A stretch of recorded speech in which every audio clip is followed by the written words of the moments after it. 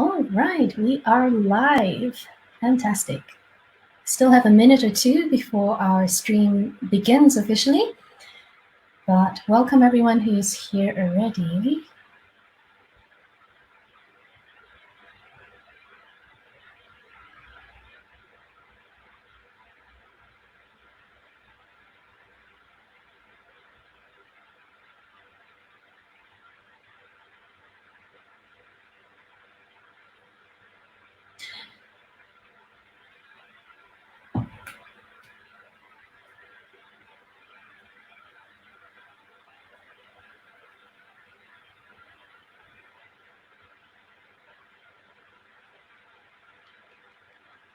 Brilliant. I see some people joining us already. Go ahead and comment, everyone, where you're from as you join us. So where you are streaming in from, where you're joining us from. Oh, hello, Anne.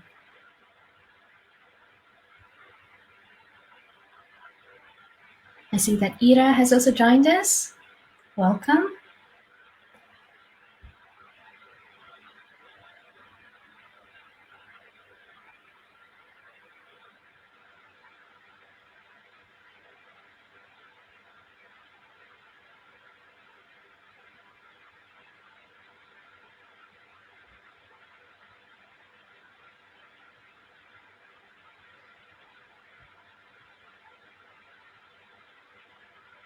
Hello, Neo. Neo is in the chat. Brilliant. Oh, Elaine from Singapore. Fantastic. Carrie watching from Leipzig in Germany. Brilliant.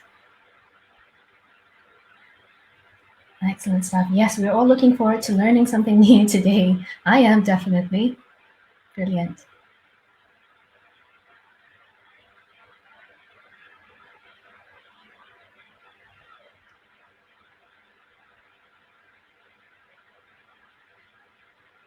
Great. It is now 3 p.m. and let's start on time as usual. Selamat datang. Welcome everyone. Bienvenue. Willkommen. 欢迎大家. My name is Xuan Ming, and together with Ilva, Neil, and Gustavo, my co-founders of Ignites, a very warm welcome to yet another episode of Ignites What Is series, a part of our Ignites Knowledge campaign. A little shout out first to all fellow Singaporeans. Happy National Day! And for those of you who are new to Ignites, allow me to give a brief introduction. Ignites is a family of international events experts and enthusiasts with a passion and desire to make a positive difference in the world. We provide specialized consultancy and operational services in combination with active and integrated support of project delivery. Ignites is a strong advocate of education, what with it being one of our pillars. And of course, a large part of education and growth is knowledge sharing. This is vital to continued innovation and revitalization of policies and processes. It allows evolution and it promotes multifaceted thinking, while also sparking curiosity and empowering those who would learn. We launched this What Is series to serve as a source of information to future and established events professionals alike. It has been a common experience for us over the years that it is not quite so easy to obtain specific information and knowledge of the industry on topics without getting practical experience working in events first, or perhaps attending a sport management course, or having a friend who works in the industry who can give you insights. Hence, our aim is to provide specific knowledge and information in a way that is open for all who are curious. Now, in this 5th episode of the What Is series, we are shifting our perspective from the planning and operational aspects of a sport event to that of its larger economic considerations. What are the impacts of sport events on the growth and development indicators of an economy? Why would a nation be interested in bidding for a major sport event? So to help us dive into this topic of what is the impact of economic growth and development, we have invited a special guest to share his educational insight and analysis on this matter. Ian Tay is an economic historian and graduate from the London School of Economics, Universiteit Wien, the National University of Malaysia, UKM, and Marquette. He is currently head of department at a private college in Cambridge.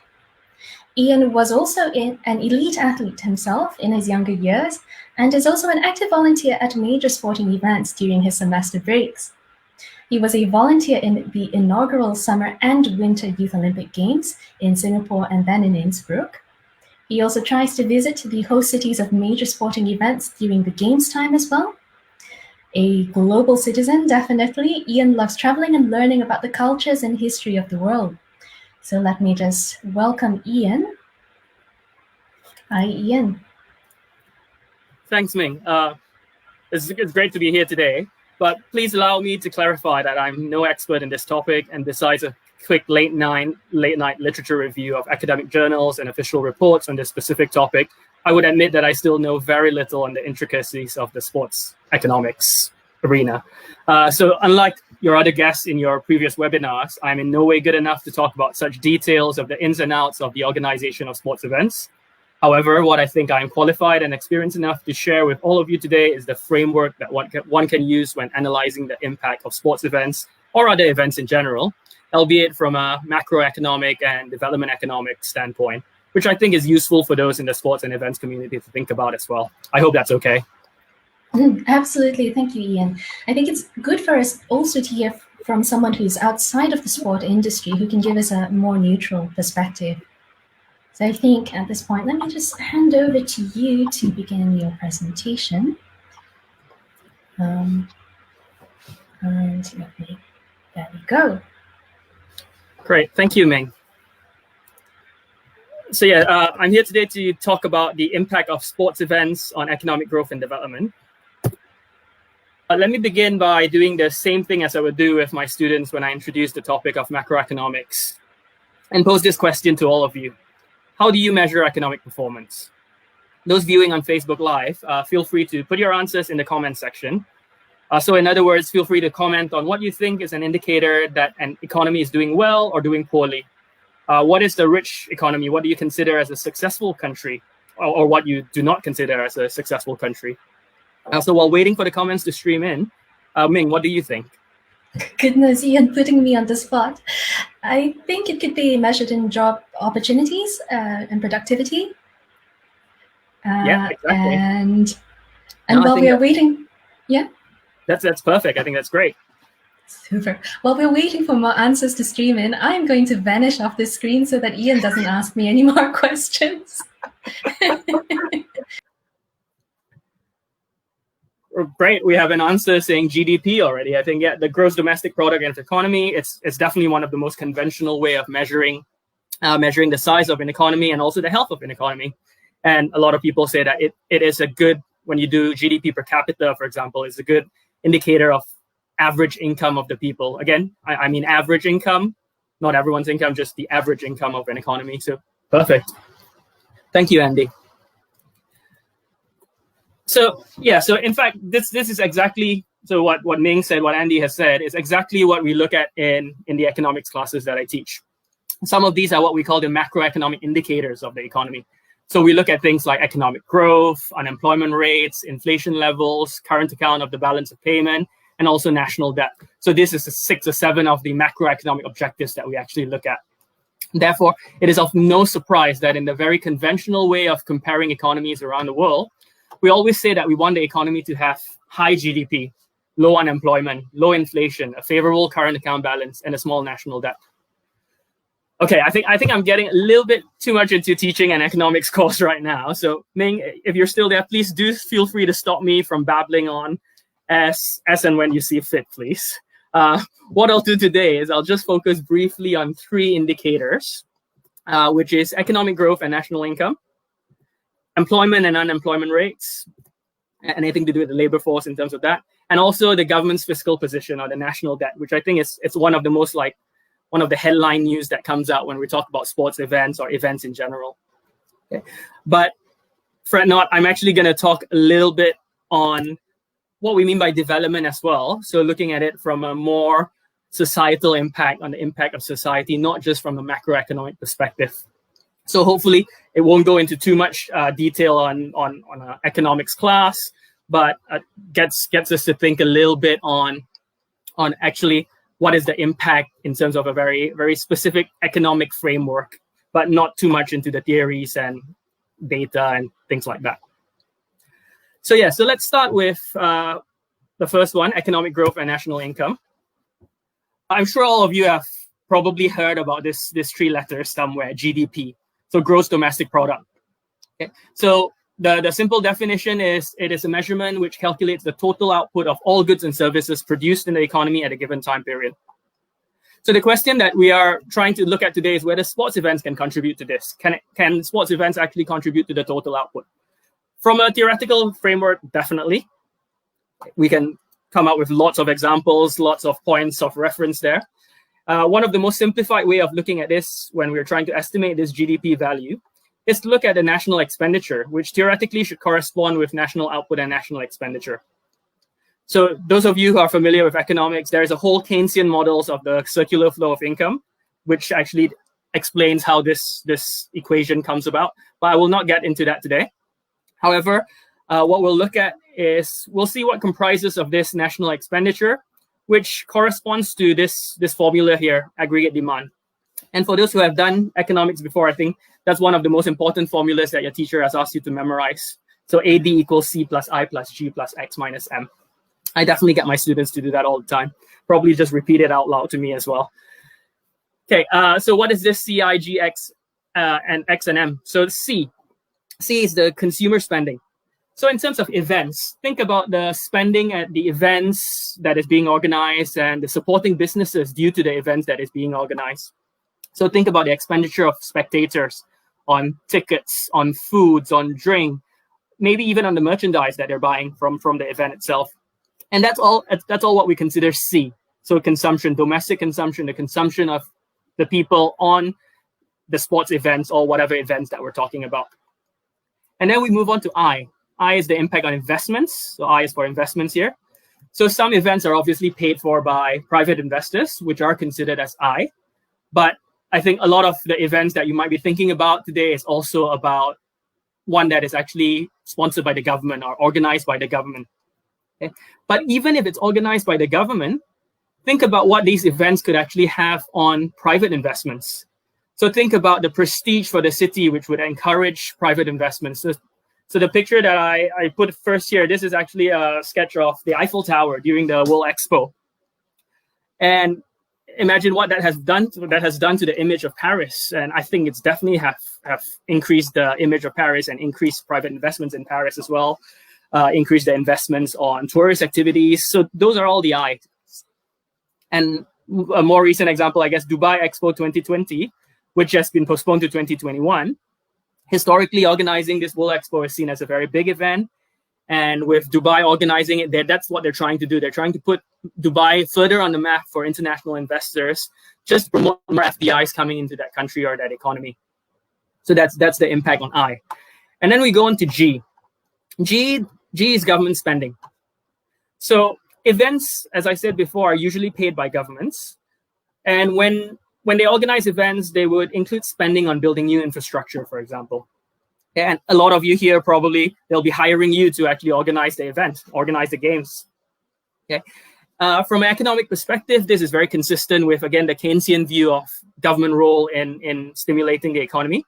And there's a famous quote. So just think about this simply. There's a famous quote that actually suggests that the government, according to Keynes, sometimes should just hire someone to dig a hole and then hire another person to cover the hole back again. And this is actually going to be good for the economy. It's actually going to stimulate the economy. So if we're talking about events, isn't it a better way to spend the money on organizing events, building sports venues, than actually just getting someone to dig a hole and fill it back up again? So G definitely has a big role to play in the economy, and also sports events definitely has a big role to play in actually stimulating this government spending in something that could be actually useful for the economy, instead of just digging a hole and putting it back in. Okay. And the final one, X minus M. XM here is exports and imports. I'll just focus on the X here, because one of the things that that usually confuses my students is the fact that exports are not just the tangible physical products that you can actually touch, you can actually see, but it's also the exports of services. So things like hotel services, transportation services, recreation services. These are all exports which actually bring in money from abroad. And so this could actually, again, stimulate the economy, increase the amount of total expenditure in the economy in terms of this aggregate demand equation, or in a more general terms, the national expenditure, because money is flowing in from other countries coming into the economy as well. So as seen before, the World Expo is expected to bring in tourists from all over the world. And the money that flows in from abroad is definitely very, very valuable to an economy. And in terms of the Olympics, which I think I'll be focusing a little bit more specifically on today, it is estimated that considering everything else, whatever happens, there's going to be at least 40,000 extra tourists just from the Olympic family. So things like family members traveling to see their kids, sons and daughters compete, coaches, invited guests, all part of this Olympic family. So 40,000 extra people, just them, will be traveling to an Olympic event. Okay? And this is not even considering the other tourists that maybe may not be connected, but just like to go watch the Olympic event. So those are all going to be really useful. This is all going to be considered as X in an economy. So the exports of an economy, which would again bring money into the economy. And the last one, which is sort of connected to this formula, but some people actually talk less about it, but it is significant, especially according to Keynesians, according to a certain branch of economics, that there's the associated multipliers. So we talk about multiplier in an economy as a concept where when one spending leads to other spending. Okay? So for example, let's say there is an Olympic event going on. So I spend my money buying tickets for this event. This actually creates additional revenue for the organizer. And the organizer, therefore, could maybe hire more people or expand their business for other events. And this, again, would lead to more job opportunities for these people, more income for these people. And then these new employees would spend it on their local pub, or they're going to go to their local restaurants, or in Malaysia, the local mamas, they're going to spend more money there. So this is all coming from just the extra sports events, which could actually multiply into the economy. So the increase in expenditure by one person could actually lead to a more than proportionate increase in the overall expenditure of the economy.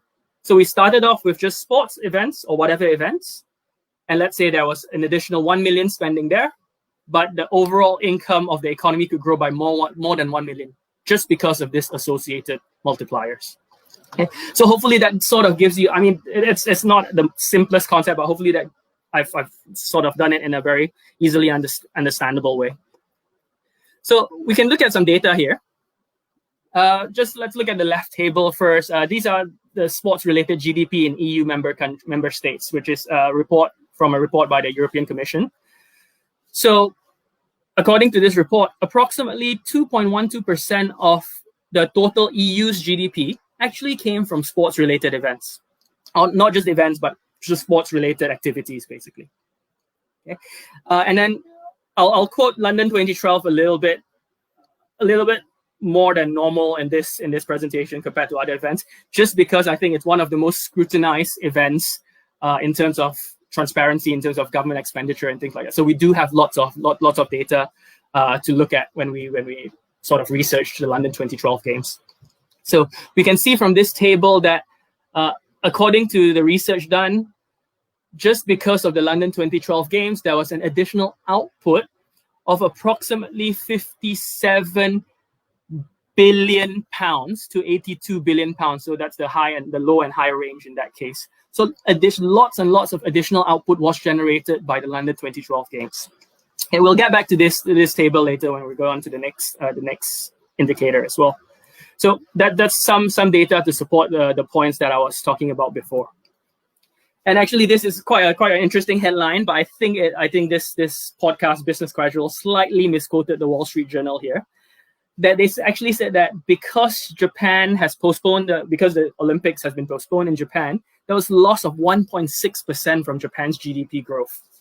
Okay, so it's an interesting number. I don't think it's actually fully accurate, but it does give you the extent of what people see as the impact of sports events to an economy. So that's the first one in terms of national income and economic growth. So obviously there is room to argue in economics that there is going to be definitely a rationale to stimulate an economy. We should definitely try to organize events, sports events, big events like the Olympics, the World Expo, Youth Olympics, whatever events that you're thinking about. So there is a macroeconomic impact there. In terms of employment, again, I think this one's more obvious. Even Ming realized it as well. It's about lots of what does sports have on employing people in an economy. So by looking at employment rates, for example, in terms of the share of total employment, we have the EU, again, the same report that I was talking about earlier. They came out with this table.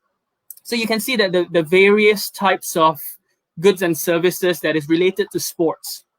So we have things like education services which are related to sports services, retail trade, accommodation, and food services.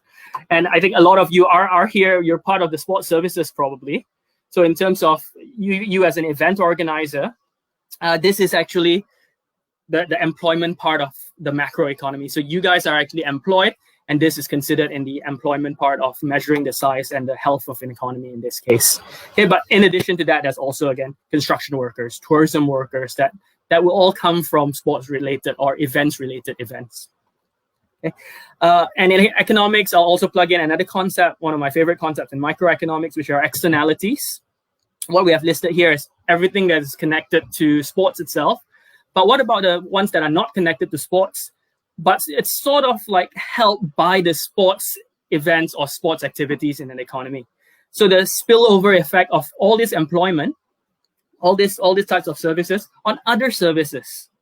Okay, so this is similar to the multiplier effect, but again, this is a microeconomic concept looking at the spillover effects on those which are not related to sports, which I think is also very significant. I think all of this will actually help more services, more jobs being generated as well. And these are what we call the positive externalities in terms of the economic impact of events on employment. So again, the same data, the same source of data. We have a table here looking at sports-related employment in EU member states. So we can see that some countries like Austria and Germany, Austria comes out at 5.63%, is from sports-related activities. And then Germany is also very high. Even the lowest is about 1.22% in Romania. So pretty significant numbers, actually. Okay? And all of this is just from sports-related employment out of their total employment.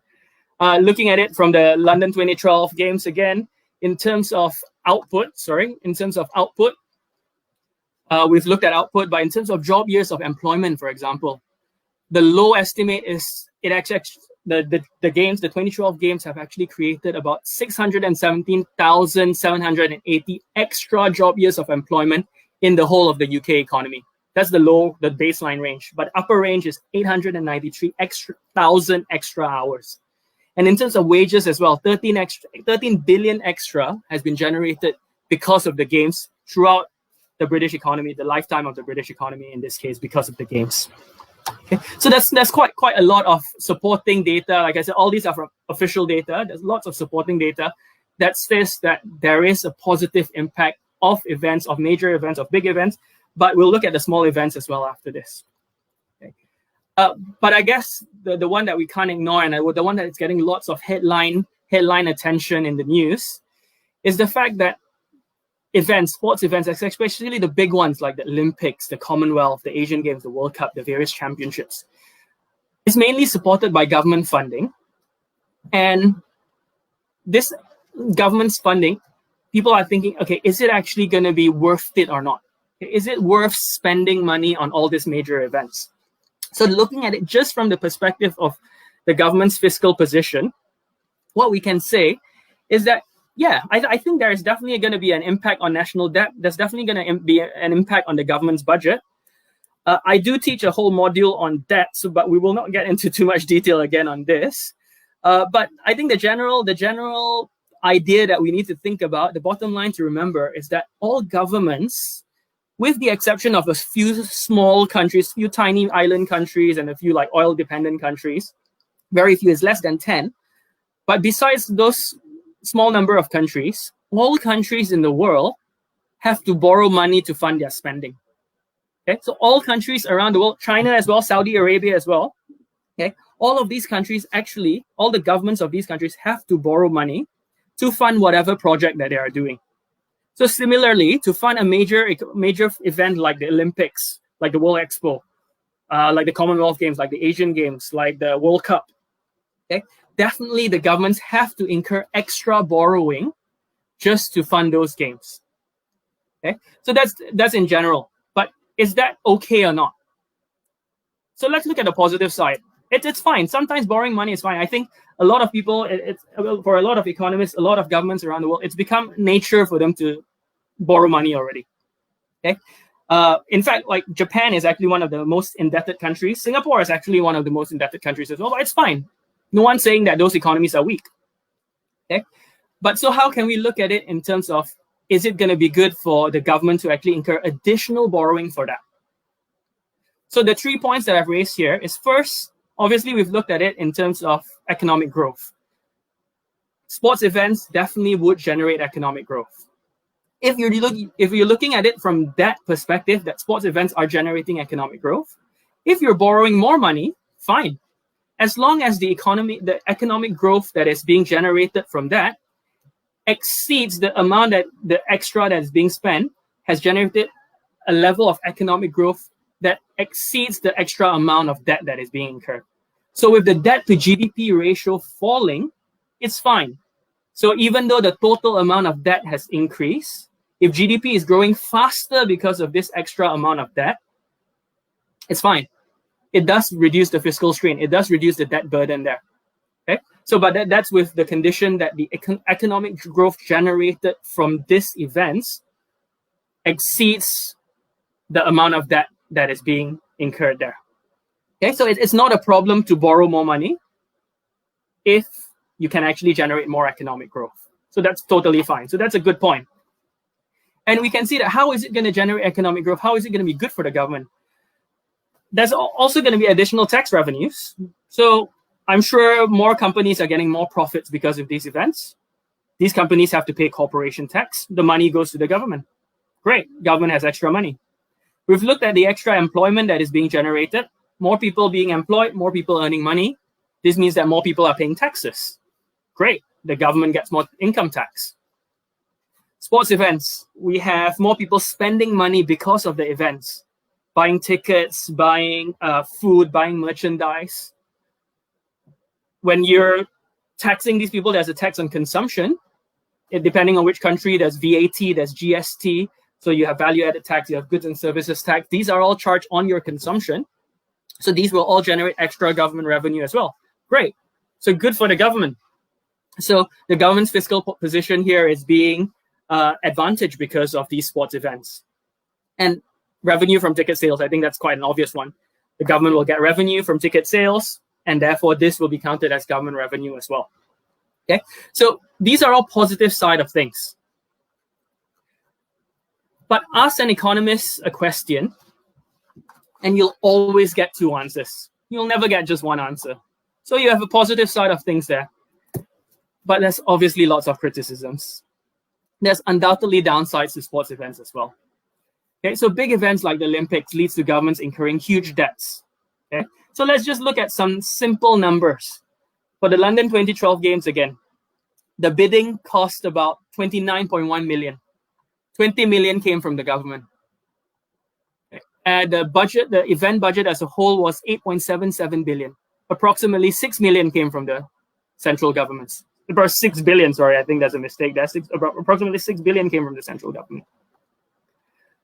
And then looking at other games as well, they looked at debt from the 1976 Montreal Games not being fully repaid until 2006, actually. That's quite a long time, isn't it? Okay. So these are all the downsides of having too much debt in this case, too much extra spending. Okay. And if we're looking at the London 2012 games again, sorry, I didn't put it there, but ticket sales was only 659 million pounds. Okay. So you had the event budget of 8.77 billion. Ticket sales was only 659 million. Okay. Pretty big difference here. There's a pretty big deficit from this. So where is the government going to get this money from? They're going to borrow money. Okay, so this debt, this is going to be very huge debts. Okay, and then again, I think as I've made a YouTube video on this as well. What is the problem with huge debts? And one of the problems of huge debts, it is actually going to reduce investor confidence. Okay, so this additional debt, which creates lots of fiscal strain to the economy, could actually be a negative point when investors are thinking about whether to invest in that economy or not, whether to put an FDI into that country, because they're actually not super sure whether they will be actually, the financial system will be safe, whether the economy will continue to grow. Okay? Or even if they're trying to lend money to these countries, they're not actually sure whether they're going to be able to pay back. Okay? So all this could lead to a fall in investor confidence, which could lead to negative economic growth, reducing I, reducing AD, reducing the level of economic growth in the economy. Okay? And then we have also other criticisms, like we've talked about some data, like we've talked about the extra spending because of events. But some economists also look at what they call the substitution effect. So this substitution effect is the substitution from other recreation spending. So because of these new events that is being organized, because of this big events that is being organized, some people might save money to actually afford going to these events and therefore not spend on other recreational activities. So the effect of this might actually be neutral to the economy. So again, let's take the Olympics. Since people are going to spend on buying the tickets for the Olympic Games, maybe they would reduce their spending on going to the cinema or eating out if there wasn't the Olympics. Okay, so yeah, let's think about when I went to Sochi, for example, for the games, I knew that it was going to be quite expensive. Okay, the visa cost, the travel cost, it was going to be quite expensive. So I probably actually cut costs on other things. I probably went to the cinema less often. I probably went to play sports less often just because I wanted to save a little bit more money so I have more money to be able to afford going to Russia for the Olympics. So economists look at this as a substitution effect. So is it actually going to have a net positive effect on the economy or not? So that's what we mean by the substitution effect there. I think that's worth considering. And some also say that additional tourists coming in for events is also going to deter people from coming in for other reasons. Okay, so let's take tourism. Tourism went down 5% during the London 2012 Games. That was estimated, 5% decrease. And Beijing Games, 30% decrease apparently. Okay. In fact, I still remember during the London 2012 Games watching a news interview with I think a restaurant owner on BBC News in central London, and he actually complained about the decrease in customers during the games. Okay. It's supposed to attract more people to be able to spend more. All this export of services is supposed to increase, but actually probably decreased because of the Olympics. And actually, one of the things that I remember the government did was actually they said they advised people not to travel to central London if it wasn't for the Olympics or if it's not essential. So probably that had an impact on consumption. So this is the substitution effect, the leakage from the economy. Okay, so the leakage from the economy, so that's the substitution effect, and the decrease in tourism. And another criticism is about the leakage and the corruption that could be present. So even though there were additional revenues and additional spending in the economy, how much will actually flow back into the economy? So the multiplier effect, how much of this extra spending are actually going to go into the domestic community, the local community? So if let's say someone is paid extra £10,000, how much of this £10,000 is going to go back to the local domestic economy in terms of consumption? Or are they going to import more goods? Are they going to go on more foreign holidays? So again, the impact to society might not be, on the domestic society might not be that great there. Okay, and even worse if there's corruption. Okay, if all those government spending is being spent and maybe it goes to some cronies or to some corrupt officials, and then this money goes to some offshore accounts, how much does this actually gonna help the economy if there was all these corrupt officials in the economy? And the last point here is about the insignificant value. So if we just always compare, I always ask my students to actually compare, okay, like we have those numbers, 6 billion, 10%, 5%, pretty significant, or is it really significant compared to the overall numbers? So 5% on total employment in Austria, is it going to have a significant macroeconomic impact on the economy? 14 billion for an overall lifetime of a British generation of extra wages. Is it really that significant? Okay, so that's one thing that we can think about as well. And I guess the headline on this negative side of the argument is this chart here. It is unsurprising to see that because of the increased scrutiny, the increased information about hosting games, as often emphasized by certain economists, you can see in the 2024 games, only 2 cities finally bid for the games, Los Angeles and Paris. Some say that to avoid the embarrassment of nobody bidding for the 2028 games, the IOC actually managed to convince LA to bid for the 2028 games, while Paris was awarded the 2024 games, while LA bid and was awarded the 2028 Games. I'm sure a lot of the audience today actually have lots to say about this more than I do. So I'll leave it to the comments later, maybe. So yeah, so we can talk about all those numbers and all those macroeconomic data, but the question is, does those numbers and indicators actually tell us anything about the impacts of these events on everyday lives and standards of living of people, which I think it's more relevant to a lot of you here today. So a lot of economists and policymakers, especially the ones that are sort of more inclined to the neoclassical view, the more traditional view of looking at macroeconomy, ignore this human element. They ignore the human element of the macroeconomy on the impact to people, actually. So people are starting to criticize things like GDP, unemployment rates. They're actually saying, like, should we fuss over these numbers? Or should we look at the other concept of the last point here of development instead? And in fact, I think this is where sports events and events in general really, really can make a lasting difference. And I think this is really the true meaning of the word legacy when you're talking about the Olympic legacy, the legacy of this expo, the legacy of different events. So what is the impact left on the community and the people from sports events? So I know I've been talking about like 25 minutes here just on the macroeconomic indicators, the traditional macroeconomic indicators, which is still used by a lot of people. But what is actually the impact to the people, the society, and the individuals in society? And I think that is the word, this word comes into play very often, the word development. Okay, so looking at it from this concept on what development is, not just economic growth, I really, really think that sports events can indeed make a difference. Okay, so what I'll do is I'll get you guys to think about this word now. If you hear the word development, what do we actually mean? I'm not going to ask Ming. I'm just going to let you guys comment in the Facebook chat. So if you're convinced that economic growth is development, please do say so. But if you're not, if you think that development is about something else, please do say so as well. And do join in the conversation by commenting in the Facebook chat. So what I mean by development, so my perspective of development, we have things like income, which we've talked about before. I think that's true. We have things like public infrastructure. How does it impact public infrastructure and mobility, and how would it benefit the community? Gender equality, human rights. How does sports events actually promote gender equality and human rights? And a lot of my examples are going to be from earlier were from the Olympics, but we are definitely not just specifically talking about the Olympics. The same framework could actually apply to other events, such as esports championships, youth games, WorldSkill challenges, or even smaller grassroots events, even maybe music festivals, actually.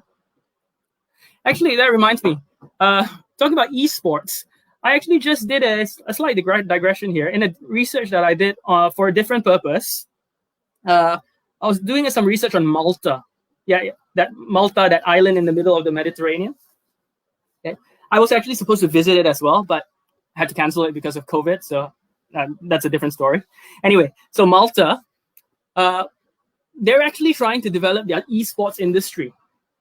And from the research that I've conducted, just about with the government reports and things like that, it's pretty clear to me that it's actually, they want to develop the esports industry, not just for growth and employment purposes, but actually they specifically stated they wanted to leave a more lasting legacy on the Maltese society, to create a more sustainable Maltese economy and community. And even part of this, they were encouraging the participation of more females in esports, which is normally a male-dominated domain. So they're actually doing quite a bit just to promote esports and to create a more lasting developmental impact on the Maltese economy and society. So they're bringing in international experts, developing various infrastructure. And yeah, so they're actually doing quite a lot to do this, and hopefully it's successful, and hopefully it does leave a lasting impact on the economic development and development as a whole in Malta. But okay, let's like I was going to introduce a framework, so let's look at a framework here. So how are we actually going to put development into a framework? Okay, economic growth, things like economic growth, unemployment, inflation. We didn't talk about that, but let's say the normal stuff that we talked about government budget, fiscal deficit. These were all pretty easily measurable. I could give you data for that. Whether we trust the data, that's a different point, but it's very easy to measure. Okay, but some of the things like like ILVA actually stated there's improvement in various areas. Programs that impact the community. How are we actually going to measure this? So how are we going to make sense of how are we going to actually tell people that this is what we're going to do, this is the objective, this is the target that we're trying to do? Okay, so economists, okay, I guess that's why we have economists. We're trying to make sense of this complex world that we live in, whether you guys are convinced of it or not, but hopefully that's the role of economists. We can turn to the UN. Actually, we can turn to the UN Development Program to begin with. So in 1990, the UN already, all the way back in 1990, they started thinking that actually GDP might not be a really good indicator. We probably should look at something else. So they came up, Pakistani economists actually, led by Mahbub ul Haq, in 1990, actually came up with this idea of the Human Development Index. Okay, so Human Development Index looks at not just income. So they do look at income. They look at gross national income, actually, not GDP itself, but they do look at income. But they also look at education and healthcare levels. I'm actually not sure whether some of you noticed earlier in the employment breakdown by the European Commission, the highest subcategory for sports employment was actually education services. So maybe there needs to be a bigger focus on education. There needs to be a bigger focus on healthcare to actually look at the impact to society. Okay, so that's the HDI. And then about 10 years later, after 1990, at the turn of the century, we had the Millennium Development Goals. So there were 8 goals there, with 8 criteria as seen here. Okay. Again, we won't go too much into it. And then 2015, the UN came up with this, the Sustainable Development Goals, or actually what they call the Global Goals. Funny story, actually. I was actually with my students in the General Assembly in the United Nations in New York for Model UN, where they actually they launched their collaboration of the Sustainable Development Goals and Smurfs. I think you heard right. Smurfs, that blue cute little thingies. So there's a collaboration between the UN and Smurfs to promote this SDGs, to actually make more people aware, and probably more kids aware of this as well. Okay, but yeah, so that's a travel story, but yeah, so that's about the SDGs. So we'll focus on the SDGs there. There's quite a lot. That's many goals here. And I think all of you here are probably more equipped at mapping how sports events and events in general can contribute to each of these goals. Okay, so while I'll provide some examples here, I already see some good examples here. If you want to contribute to the conversation, what do you think? How can sports and sports events actually help achieve some of these goals? How is it going to map with this SDGs? So please do share it. Feel free to share it. I've seen a lot of things here. I'll get back to some of the comments here after this as well. Okay, but so in terms here, we have the sports events to create jobs. We've talked about that. And I think, who was it? I think Gustavo has already said something that I was going to talk about here with regards to East London. So the creation of sustainable cities and communities. Yeah, so I was going to say, look at East London after 2012. That was an area that was affected by deindustrialization and actually even government neglect, I would say. Okay, so because of the London 2012 Games, now East London is actually quite a vibrant community. I think a lot of you probably just want to visit. You probably want to visit Stratford now because of the development that has been created due to the London 2012 Games. And hopefully there's some Malaysians here as well. And actually probably those who are following the Commonwealth Games, the 1998 Commonwealth Games, in Bukit Jalil in Malaysia. So Bukit Jalil was actually a former landfill site. And because of the Commonwealth Games, they've redeveloped the area. And today, go to Bukit Jalil, it's Sri Petaling area, Bukit Jalil area. It's quite a vibrant community. Okay, and this is all because of the 1998 Games. Talking about the 1998 Games, I'm going to promote Malaysia a little bit here. It definitely put Malaysia on the map, didn't it? Because of the Kuala Lumpur 1998 Games, I think definitely Malaysia got more FDI. They got more tourists. But I think now they probably know Malaysia as more than a country which is just below Thailand, above Singapore. I think I had to explain that a couple of times. But hopefully now, because of the Games, that is going to be that is definitely going to be a thing. I think because of the legacy left by the '98 Commonwealth Games. Okay, so definitely people know Kuala Lumpur. They know the Twin Towers. They know the Commonwealth Games, hopefully. Okay, and yeah, so there's also promotion of human values, of healthy lifestyle choices, things like the Youth Olympics Cultural and Education Program. That definitely can help the promotion of healthy lifestyle choices. Definitely help the promotion of important human values, the promotion of gender equality.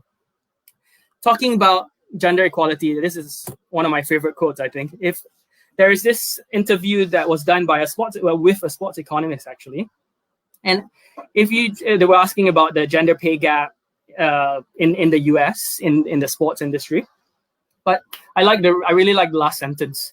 He actually said that cultural prejudices die hard, but the striking success of the women's soccer team, this is in the US, is making it difficult for this discrimination to persist. So I think I really like this sentence. It's because it's really deep in both idealism and realism here.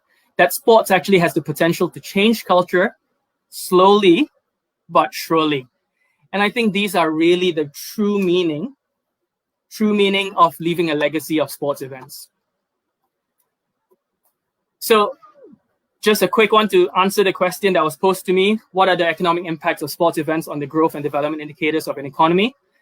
In terms of answering the question posed by answering this question directly, I think the answer is a little bit more nuanced. I really can't give a yes or no answer here.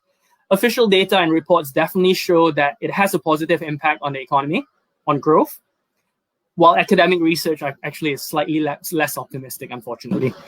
However, what cannot be denied is the impact of sports as a whole on the human development and micro-development aspect of society in terms of improving education, health, improving various socio-economic development. Ilva said like the development in general, okay, of different aspects of life. Okay, so in other words, in really improving the standards of living of people, I think sports events in general definitely has a potential to play here. And the good thing is, even the the IOC has already taken heed of this. With regards to some of the things that we talked about in the more classical economic perspective, they're already looking at changing the candidature procedure, trying to make it more cost-effective, reducing the financial strain. They're also trying to, in addition to that, there's also attempts to look at the development side of things, improving the standards of living by including non-discrimination of sexual orientation in the Olympic Charter, principles of good governance, ethics. So these are all the things that, yes, there's the classical stuff about looking at money, but there's also other things about good governance, ethics, sexual orientation, discrimination, and those kind of things. So I think this is definitely a really good thing to do. And I'm going to plug this in here. I know I'm related to some of the Igniters, but I'm going to plug this in. I think that it is definitely worth mentioning that Ignites and Igniters have a really, really important, have a really big role and a very important role and a very possible, you're really well equipped to play this role in terms of, this is what I've taken this from your website, organizing great events, which I'm sure you'll already be doing in Malaysia, in Latvia, in Singapore, in Brazil, in Portugal, wherever you guys are, you're already doing this. And also keeping in mind that it's also going to create an evolving legacy, which, like you guys said, could ignite inspiration. And this really reminds me of what Nelson Mandela once said, that sports actually has the power to change the world. It has the power to inspire. It has power to unite people in a way that little else does. It speaks to a language, it speaks to youth in a language that they understand.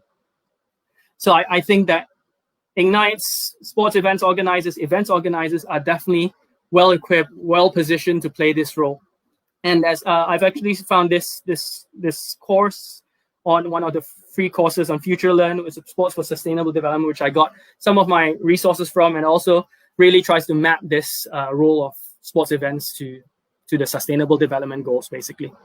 So hopefully that wasn't too complicated. Hopefully that gave a sort of a nice insight into my life a little bit in terms of teaching economics and the economics world. So I pass it back to you, Ming. Thank you. Goodness, Ian, thank you very much for that. That was a lot of information. I think we all learned quite a lot here, and thank you for making it so clear and accessible to us. Maybe we can go into some of the questions, perhaps. I think we have a few interesting questions here. Let's see. Ilva posed a question about grassroots events. What about grassroots events? How would you use this framework that you've shared to look at grassroots events? Yeah, that's a really good question. Thanks, Ilva. Hopefully the baby's all right. So I think grassroots events, I think you're thinking about things like reaching out to schools, speaking to the youth, like the quote that Nelson Mandela actually said. I think it definitely works perfectly with this framework in terms of grassroots events are actually one of the ones that would probably make the biggest impact on development indicators, on things like the health and society of different communities, health and education of communities. So, for example, I think in Malaysia, there's already the Malaysian Olympism in Action community, which I think one of your founders is part of, which is actually doing this, going to schools, talking to young kids about sports management, about the importance of sports, about importance of healthy living, healthy eating. So all that is definitely more important than just looking at GDP, looking at output, looking at numbers. But I think these are the important things that grassroots events have the capability to do. And I think your Ignites webinars, your Ignite series as well, which is giving people more of an insight on sports world and on actually, look, we can actually be employed in a very sustainable job in something to do with sports. It's not just a recreation anymore. It could be a career, isn't it? So from a perspective in the UK has a project called Boxing Futures, which is actually a project for people in London, the socially disadvantaged youth in London and a few major cities in the UK, to get them into boxing, into actually keeping them off the streets and things like that. So I think definitely in development economics, one of the most common development models is microfinance. But maybe we should introduce grassroots sports as a method of development, as a sort of micro policy that could actually be really impactful to the society as a whole. So I think, yeah, definitely grassroots events really, really important. That's a very hopeful way of looking at the possibilities of sports on a more, within the country, I think, rather than looking at all of these big events. That's brilliant. I think we have another question here, one that's close to my heart as well. This year is the 10th year anniversary of the inaugural Youth Olympic Games in Singapore. You were there. Have you seen any of these legacy impacts that you've spoken about in Singapore? And maybe can you speak a little bit about this in relation to your sharing in this framework again that you've presented? Yeah. Actually, Ming, wasn't that the first time we met? Yes, it was actually. Yeah. So yeah, you were the one who interviewed me, wasn't it? And then I was assigned as the volunteer with the German team. Yeah, was you, right? That's correct. Yeah, that was a really good experience. So anyone on the German team here definitely that's very close to my heart as well.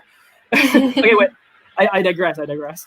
So I think, Singapore 2010, I think it's definitely one of the really successful points in the Youth Olympic movement in terms of really leaving a really good legacy. I think the CEP, the Cultural and Education Program of the YOG 2010, which was real. I think maybe I was a little bit more biased because I was really there to see what's actually happening. But I think for a country like Singapore to organize an international event like this, it was such a publicized event. A small country making such a big impact on the world, on the sports world, actually. It really showed that Singaporeans, they can actually make a difference. And Singapore obviously is a good sponge of knowledge, of talents, of everything. Not just absorbing talents from Malaysia and memorizing essays to write in A-level economics exams. But I think Singapore as a community has really absorbed the Olympic ideals as well. Looking at it from the legacy of 2010, Singapore has now that they have Active Singapore, Active SG. And now even Sports Singapore has Vision 2030. And they're asking the question on how sports can actually serve Singapore in the coming decades. So I think these are all, I think this probably came out from the YOG as well, maybe not directly, but maybe indirectly. But yeah, so these kind of events have really inspired a whole new generation of Singaporeans who will actually promote the Olympic ideals and really bring more development, not just economic growth. Singapore is growing really well, but bringing the developmental aspect to Singaporean society as well. So hopefully, like KL Singapore Olympics soon, maybe. Hey, who knows? That would be wild and wonderful. Yeah. Actually, something that I remembered from the Singapore Games, which which maybe it's a bit sentimental and maybe it's not exactly related, but immediately after the games, I was out at McRitchie Reservoir running. And so there's this loop, which is about 11.4K in McRitchie Reservoir, that lots of people run, lots of students go there to train for long distance races. And normally when you're running there, nobody talks to you. Everyone leaves each other alone because we are rather shy people. But right after the games, when I was running there, everyone was saying hello to everyone. It was absolutely insane. Yeah. I could not think of any other thing that had happened in Singapore during that time to effect such a change. Yeah. But No, so exactly. I like to believe that. Sorry? No, I think that's exactly what this framework should be looking at, isn't it? Looking at the impact to people on not just data, but looking at it, how people have changed because of it for the better, for the improvement of the whole society. Yeah, all the possibilities that there are. No, it's brilliant. Yeah. Okay, another question. Let's see. Why are there so many questions? There are tons of questions. Brilliant. We have a question here from Lou.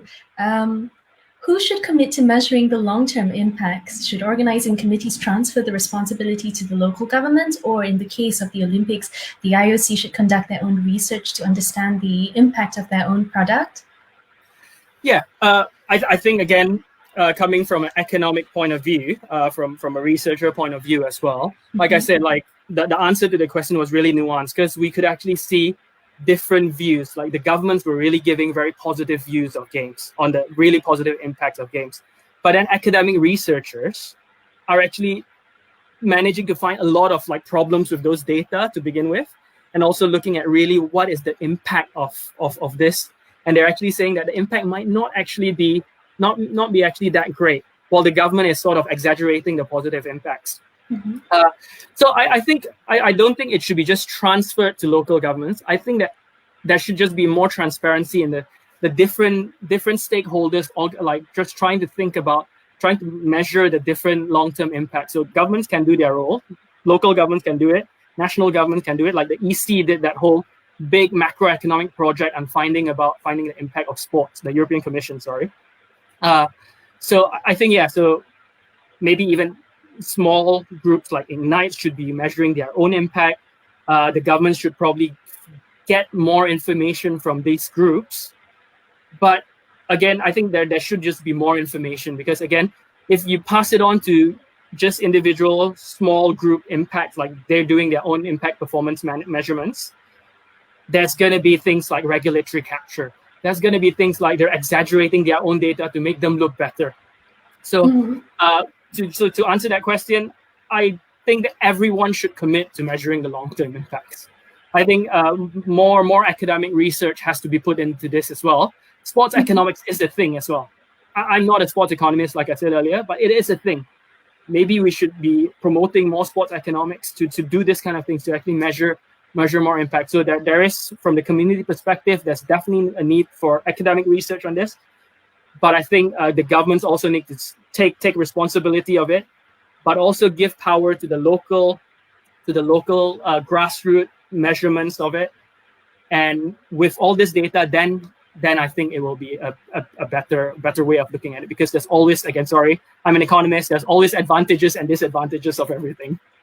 So Absolutely. It's best to just take everyone's view in, everyone in together. So yeah, IOC should do it as well, but get local sports, the local Olympic committees to do it as well, and then even within the local Olympic committees, get the different groups to do it. So yeah.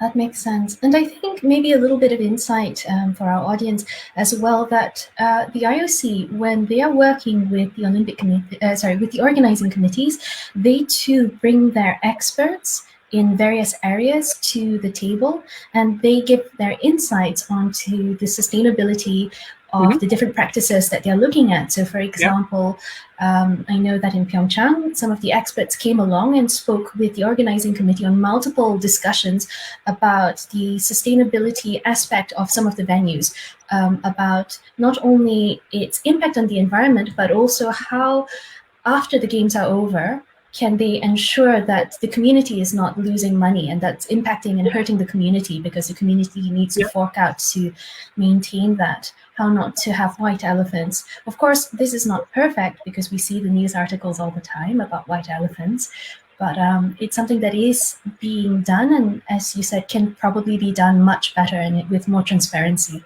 Yeah. I mean, so I again, I can speak a bit from a perspective of an academic, as a researcher, as the very idealistic, but in reality as well. That's why I think the checks and balances is really, really important. I think that's what's needed, like different people putting in different opinions, different ideas, and really like transparency. Transparency is really good. I think one of the things why the London 2012 Games was actually, I would say, more beneficial than not is because of the transparency. Yeah. So while other games might not have been that transparent.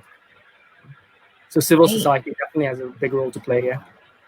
Yeah, absolutely. 3 more questions, and then I'm going to start wrapping up.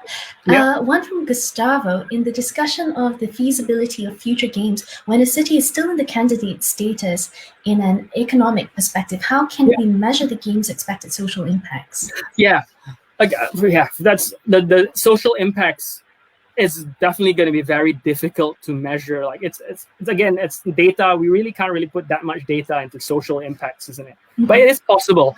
Cost benefit analysis. That's one of the things that we always do in economics as well, just to like figure out what discounted rates and all those. So that there is a method to measure this. It might not be super accurate, but I think again going back to the point about who should be doing this research. Yes, the government could actually do the research. I'm sure the government will exaggerate the social impact, the impact of this event socially. But get independent, get independent views as well, or allow independent views to come out. I think same with the COVID crisis. You have the government point of view in the UK, but we also have things like the Independent Sage Group, which is actually giving independent opinions about what's happening. So. Again, we're all in a situation where we don't know much about the virus. Possibly we can look at this expected social impact. We really don't know about what the social impact is. But again, with transparency, with different points of views, I think definitely there is a way to measure this a little bit more effectively. Yeah. You spoke about COVID, so that will lead into our next question from a watch party. Do you think that the world can recover economically from the COVID-19 pandemic through its sports industry? And maybe I'd like to throw an additional point on that one. What are the changes from COVID-19? Does that change anything in terms of how we might look at the events or the economic impacts of an event? Really good question. Hi, Charanjit, actually. Good to hear from you. So let me just give a very general macro perspective first. I think yes, sports and recreation. Actually, just looking at it from the UK perspective, it's one of the last ones to be reopened. Okay? You bowlers out there, bowling alleys in the UK have still not been allowed to open. So it is a tough time for sports. But I think it is even more important now to think about the framework that I was talking about, to convince society and governments on the development impacts of sports and sports events. I think only by doing this can sports actually really be the catalyst for growth and development. I think people are still not convinced. People look at sports as just something like a recreational activity. Okay? But there is definitely a social impact. There's definitely a lasting social impact that could be created because of sports. So let's just take one example. I think the EPL, the English Premier League, has already taken this forward with their efforts in the forefront of the Black Lives Matters. Okay? They're really showing that sports can actually make a difference to society.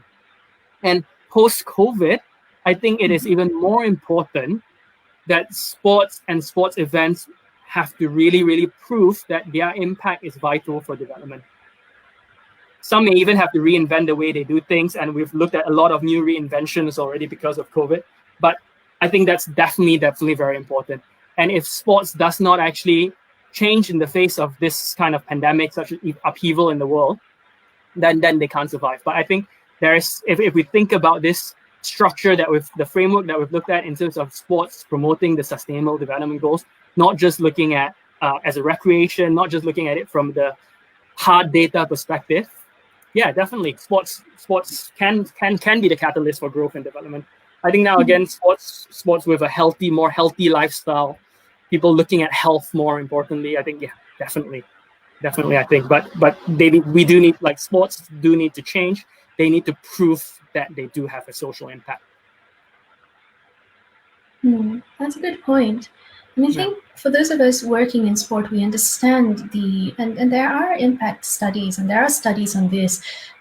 By promoting sport, by promoting interest in sport, it's tied in very closely with generally the good health of a community, or at least promoting health within a community. And with when people are healthy in a community, we have less lost manpower hours, and so and together with the lost hours at work due to sickness, there's also less stress on medical systems, less demand on medical treatment, which means less use of medical supplies. And we know that medical supplies, or the use of, I guess, in the medical world, the amount of waste generated just because of, for the sake of people's health, using one single-use sterile equipment as well. So I think that's actually a really I'll plug in. I have a video on that on YouTube, so feel free to go watch it. You do? That's brilliant. Oh, okay. It is very economics heavy though. So yeah. By the way, everyone, Ian has a YouTube channel, and we do we did mention this in our promotions, and I think I'll type in a link as well for everyone to go and check it out if you're interested. I mean, I'm sure it's very economics heavy. Sorry. Well, you are a teacher for these topics. Well, the last question, I think, from Aisha. Malaysia was also back in the world map for the Beijing Winter Olympics because of the IOC meeting. In this instance, do we know whether Malaysia had actually benefited from hosting this meeting? Now, this is not exactly a sport event itself, but it's related with our sport. Yeah, it's definitely related. I don't know whether any impact measurement has been made about that, or even if there was any transparent process in the government when they wanted to host that. Again, possibly those kind of events might, in terms of the macroeconomic perspective, like the evaluative point I was talking about, it might not have been that significant.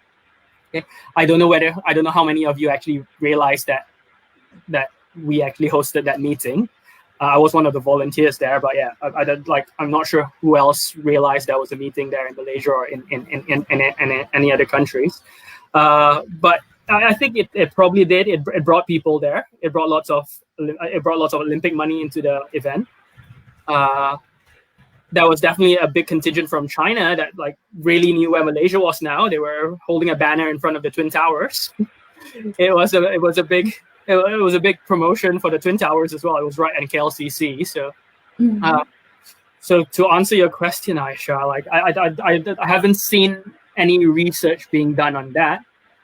But I think, again, maybe from the soft power perspective, yes. But from the economic perspective, I think it's a little bit too insignificant to have a macroeconomic impact. But for those who knew about it, who passed through KLCC, who looked at it, possibly, it probably had some benefit. But I don't know how big the benefit was. Okay, but yeah, definitely in terms of knowing about Malaysia and the Twin Towers, I think the Chinese definitely knew about it because they were cheering the decision that was done there. So, sorry, Aisha, I don't think I've really answered that question well enough. But I'll need to research a little bit more on these conferences and the impact of these conferences. I don't think there was even a education program that went with it, did it? So I'm not sure whether there was this. Yeah. Thank you, Ian. So those are the questions. I'm just going to share your YouTube channel up there, which is very economic heavy. And yes, so thank you very much for sharing with us today and providing us this clear framework that we can use to consider some of the complexities of hosting an event. I think Ian very rightly points out that economics is one piece of the equation, so it's not the only piece of the equation, although it is definitely an essential part of the equation that we need to be incredibly responsible about, and that I think more and more we need to take action and be proactive in learning more about it so that we can actually take action. I'd like to highlight one of Ian's sharings on sustainability and remind us that, of course, sustainability does not only refer to an eco-friendly, climate and environment-aware games, but it extends beyond that to the community and social considerations such as education, questions of poverty, equality, inclusion, healthcare, industry, innovation and infrastructure.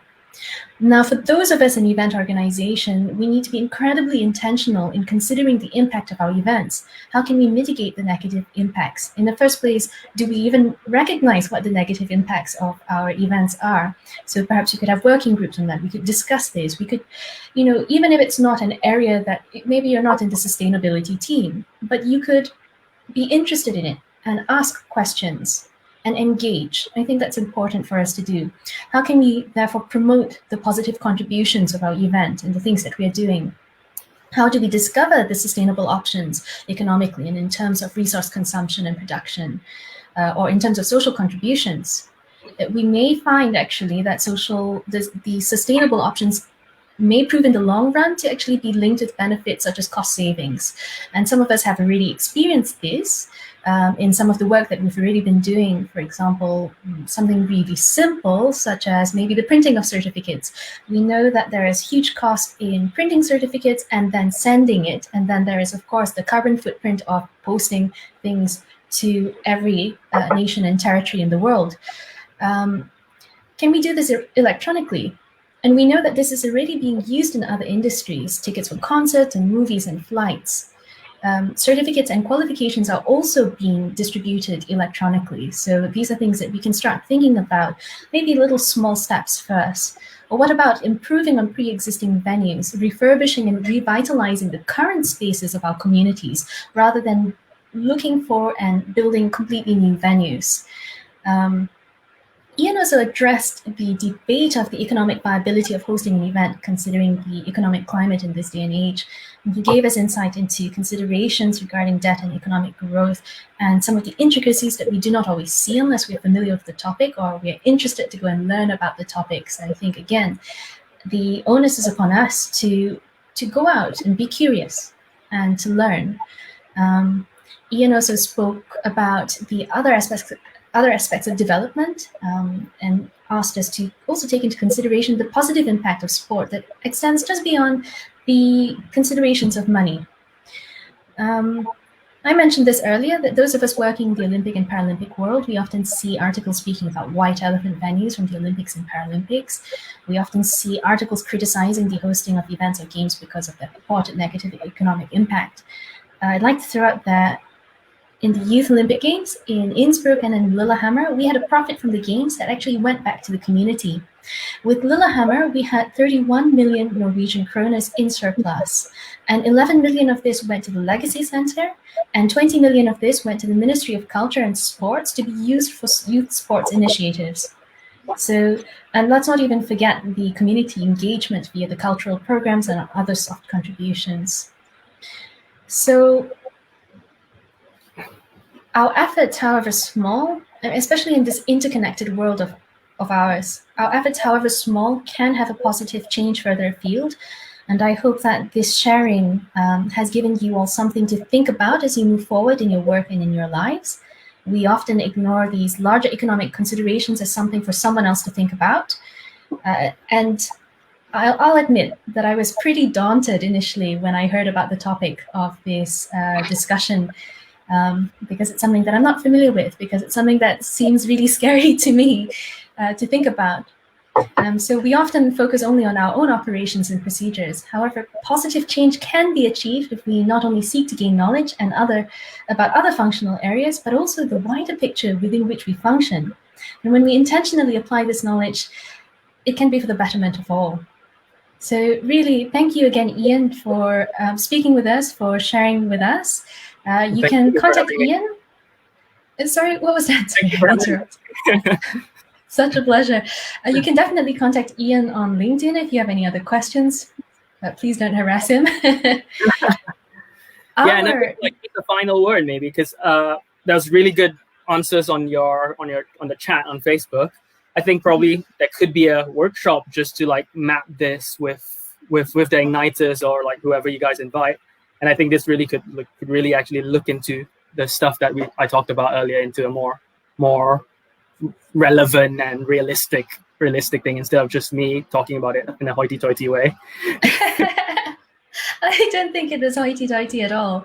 I think you made it very accessible for all of us. As I mentioned, I was terrified initially, but you made it very clear and easy to follow along. So thank you. Thank you. Brilliant. And that was a great idea. I think we need to make a note of that. My co-founders who are listening in, hey. So our next What Is episode is on 13th of August at 1500 hours Swiss time. We will be looking at the mystery and the math of sport entries. It's headaches, it's heartaches, and the magical, logical, Excel-loving, formula-making people who work behind the scenes to make it all happen. So please join us then. And thank you for joining us all today. Ciao, everyone.